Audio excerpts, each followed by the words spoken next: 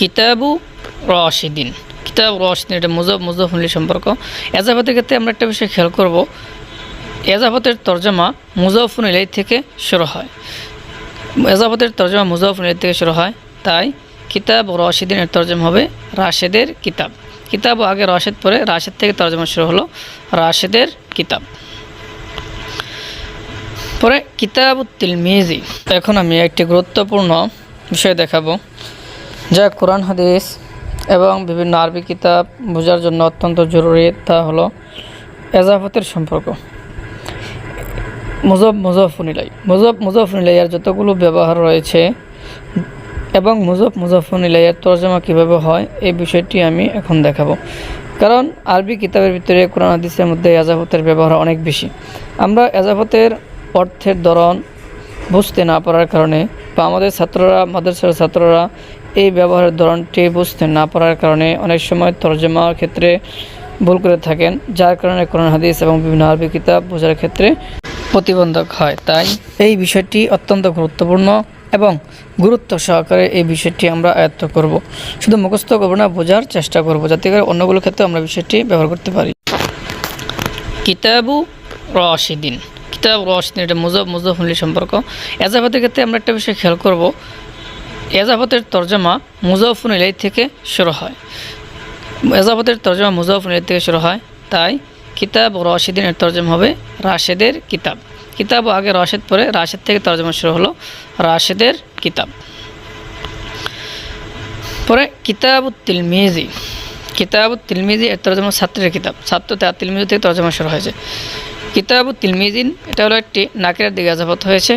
এর অর্থ হলো তিলমিজিন থেকে একজন ছাত্রের কিতাব, একজন ছাত্রের কিতাব। পরে কিতাবুহু এটা জমিনের দিকে এজাফত হয়েছে, এর তরজমা হলো তার কিতাব। মুজাফফুল ইলাইহি থেকে তরজমা শুরু হয় আগে, কিতাবুহু তার কিতাব। তারপরে আছে কিতাবু তিলমিজিল মাদ্রাসাটি, এটা হলো একাধিক শব্দের দিকে এজাফত। তাহলে কিতাবু তিলমিজিল মাদ্রাসাতি, তো কিতাব মুজাফ হয়েছে তিলমিজির দিকে, তিলমিজি মুজাফ হয়েছে মাদ্রাসার দিকে, তাই তরজমা হবে মাদ্রাসার থেকে আগে তরজমা হবে পরে ছাত্র পরে কিতাব। তাই কিতাবু তিলমিজিল মাদ্রাসাতি অর্থ হলো মাদ্রাসার ছাত্রের কিতাব, মাদ্রাসার ছাত্রের কিতাব। তারপরে কিতাব তিলমিজিল জাদিদি, কিতাব শব্দটি মাউসিফাতের দিকে এজাফত হয়েছে।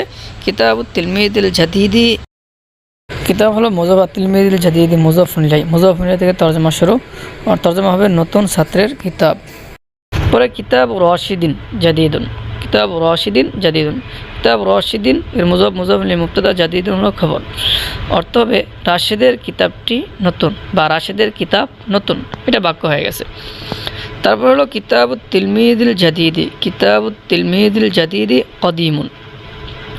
এখানেও কিতাব মুজাফ আর তিলমিজিল জাদিদি মাউসুফাতুল মুজাফ ইলাইহি, পরে মুজাফফুল মুবতাদা কদিমুন খবর। মুবতাদা খবর মিলে জুমলা ইসমিয়া। অর্থ হবে নতুন ছাত্রের কিতাবটি, নতুন ছাত্রের কিতাবটি পুরাতন। কিতাবুত তিলমিজিল জাদিদি এর তরজমা নতুন ছাত্রের কিতাবটি, পরে কদিমুন পুরাতন। তারপর হলো হাযা কিতাব রশিদিন। আগে ছিল কিতাব রশিদিন মুবতাদা, এখন কিতাব রশিদিন খবর। হাযা মুবতাদা, কিতাব রশিদিন মুজাফফুল খবর। তো অর্থ হবে এটি রাশেদের কিতাব, এটি রাশেদের কিতাব। তারপর আছে হাযা কিতাবুত তিলমিজিল জাদিদি। হাযা মুবতাদা, পরে মুজাফফুল খবর। অর্থ হয় এটি নতুন ছাত্রের কিতাব। হাযা কিতাবুত তিলমিজিল জাদিদের অর্থ হলো এটি নতুন ছাত্রের কিতাব। কেউ যদি এই বিষয়গুলো আয়ত্ত করে মুখস্থ করে তাহলে তার এজাফতের ব্যাপারে কোনো ধরনের অস্পষ্টতা থাকবে না। এখন আমি অন্য শব্দ দ্বারা এই ব্যবহারগুলো দেখাবো, যাতে করে অর্থগুলো স্পষ্ট হয়ে যায়।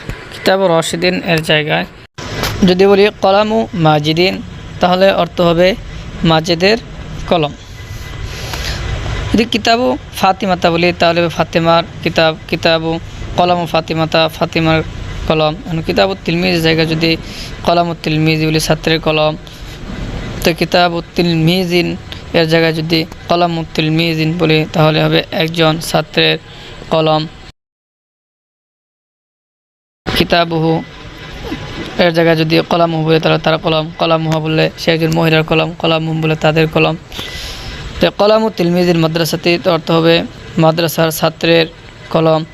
বা কিতাবু ওয়ালাদিল করিয়াতি বললে গ্রামের ছেলের কিতাব। এভাবে আরও অনেক বাক্য ব্যবহার করে বলা যাবে। আমরা যদি এভাবে ব্যবহার করি তাহলে আমাদের জন্য এই ব্যবহারগুলো সুস্পষ্ট হবে, সুন্দর হবে।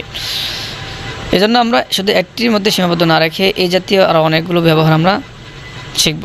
তারপরে আছে কিতাবু তিলমিদুল জাদিদের জায়গায় কলামু তিলমিদুল জাদিদ যদি বলি তাহলে নতুন ছাত্রের কলম। যদি কলামু তিলমিদাতিল জাদিদাতি বলি তাহলে নতুন ছাত্রীর কলম হবে। কিতাব রশিদিনের জায়গায় যদি কলামু জাইদিন জাদিদুন বলি তাহলে অর্থ হবে কলামু জাইদিন জাদিদুন, জায়েদের কলমটি নতুন। কিতাব তিলমিদুল জাদিদি কদিমুন এর জায়গায় কলামু তিলমিদুল জাদিদি কদিমুন তাহলে অর্থ হবে নতুন ছাত্রের কলমটি পুরাতন। অন্য কিছু বললে যদি এখানে মুয়ান্নাস শব্দ ব্যবহার করি তাহলে হবে যে কলানসুয়াতু তিলমিদুল জাদিদি কদিমাতুন, নতুন ছাত্রের টুপিটি পুরাতন। শব্দের ভিন্নতার কারণে অর্থ ভিন্ন হবে, কিন্তু সিস্টেম একে থাকবে। হাদা কলামু জাইদিন, এটি জায়েদের কলম। এখানে আছে হাদা কিতাবু রশিদিন, এর পরিবর্তে হলো হাদা কলামু জাইদিন, এটি জায়েদের কলম। পরে আছে হাদা কিতাবু তিলমিদুল জাদিদি, এর পরিবর্তে যদি বলি আমরা হাদা কলামু তিলমিদুল জাদিদি, অর্থ হবে এটি নতুন ছাত্রের কলম। আর যদি কিতাবের জায়গায় কোনো মুয়ান্নাস শব্দ কলানসুয়াত বলি তাহলে হবে হাযিহি কলানসুয়াতু তিলমিদিল জাদিদি, এটি নতুন ছাত্রের টুপি। এইভাবে তামরিন করে করে আযাবাতের বিষয়টি আয়ত্ত করব ইনশাআল্লাহ।